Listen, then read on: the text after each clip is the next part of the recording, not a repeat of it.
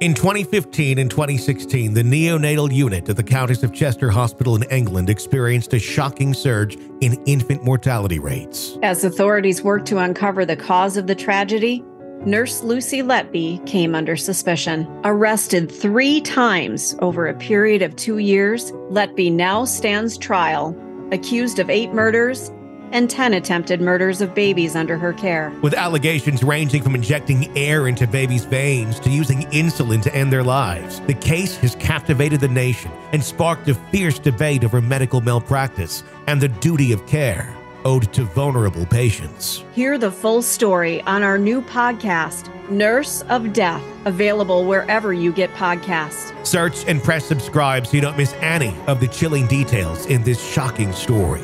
Search Nurse of Death right now and press subscribe where you get podcasts. You're listening to the Hidden Killers Podcast. This is the Hidden Killers Podcast with Tony Bruschi. As the days roll on, we're learning more and more about Dr. James Craig and the wife that he allegedly murdered, Angela Craig, in Aurora, Colorado. Angela, a devoted wife, mother of 6, tragically succumbed to the deadly consequences of love, loyalty, and ultimately betrayal. Angela, for many years, remained committed to her troubled Mormon dentist husband, Dr. James Craig, who's 45, who, according to his sister, had multiple affairs, a gambling problem, and a porn addiction. Despite Dr. Craig's morally conflicting lifestyle, Angela, she took her vows seriously and continued to love and support him, seemingly unaware of the sinister plan that he had in store for her.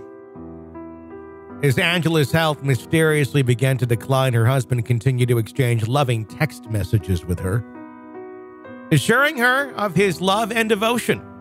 Unbeknownst to Angela, Dr. Craig was not only carrying on an affair with an orthodontist from Texas, but also secretly poisoning her protein shakes with potassium cyanide. As Angela struggled to make sense of her puzzling symptoms, Dr. Craig's narcissism and dark desires began to unfold. On March 6, Angela complained to her husband via text of feeling dizzy and nauseous. Dr. Craig blamed it on an overdose of B vitamins in her shake. But his web searches and the delivery of cyanide at his dental practice revealed a more sinister motive.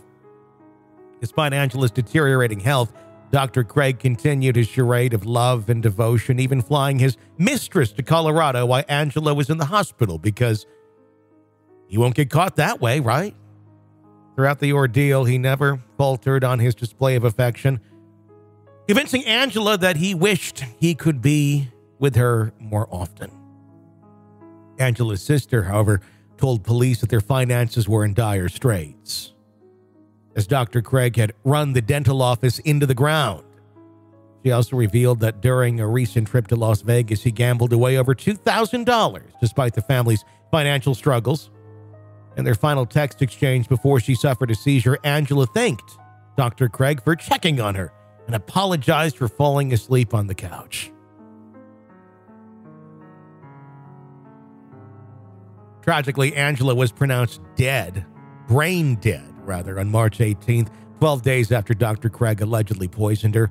He adamantly refused to allow hospital staff to conduct an autopsy, citing that if they couldn't figure out what was wrong with her while she was alive, he wouldn't let them poke her more when she was dead.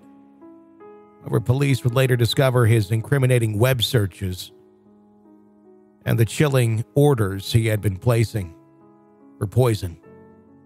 An affidavit also reveals the tangled web of deception, as Dr. James Craig desperately attempted to escape the consequences of his actions. When confronted with evidence of the potassium cyanide he had ordered to his dental office, initially he claimed the mysterious package was a ring for his wife, when co-workers asked, only to later admit that it was indeed poison, but insisted that Angela had ordered it herself.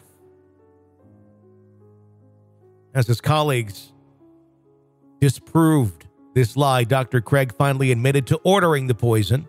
However, he spun another twisted tale, suggesting that the potassium cyanide was part of a dangerous game of suicide chicken that he and Angela played, because what husband and wife don't play suicide chicken? He asserted that he never thought she would actually take it.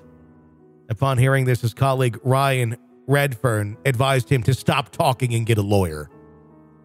Dr. Craig also claimed that Angela was suicidal, addicted to opiates, and revealed that he had once drugged her in the past. But he insisted it was only to prevent her from stopping him from taking his own life.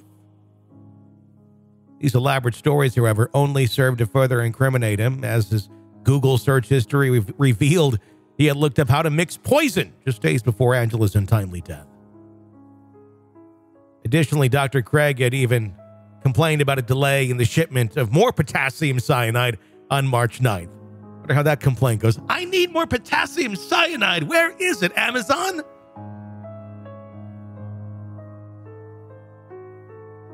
The affidavit also exposes the chilling revelation that Dr. Craig had a pattern of this behavior.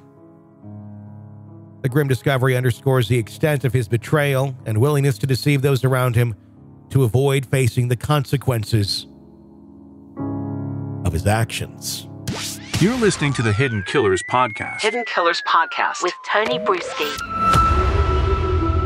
Gets darker and darker and darker. And we're just at the beginning of learning about the story of Dr. James Craig. I can't wait to hear what he please. I can't wait. How is this narcissist going to attempt to say, it wasn't me, for these allegations against him? We're going to follow this one. Keep it here. Press subscribe wherever you download podcasts so you don't miss more on this story and all the stories that we cover for you. My name is Tony Brewski. Stay with us.